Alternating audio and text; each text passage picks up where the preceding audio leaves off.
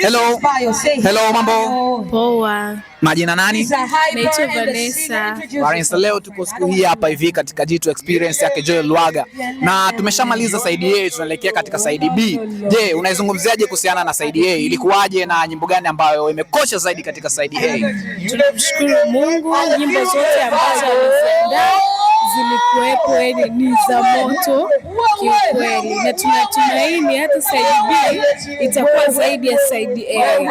Katika side A, nyimbo gani ambayo wewe ilikuwa energy kabisa, imekutia energy ya kutosha?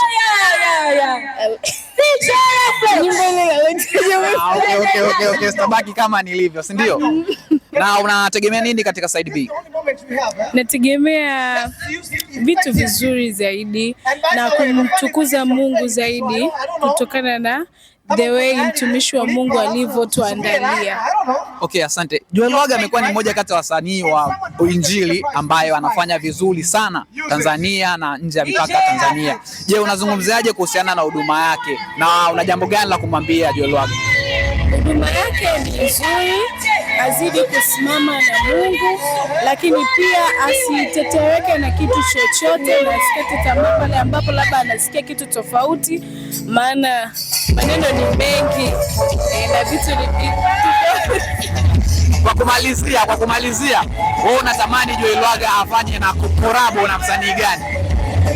Na Bella Kombo, For Clement, Soravo, Kanyelele, watumishi mbalimbali. Okay, thank you. Basi tunakwenda kuenjoy pamoja, naamini siku leo ni siku ya furaha kabisa. Asante. Naomba ukutakie kabisa uwe na siku njema, siku hiyo zikae.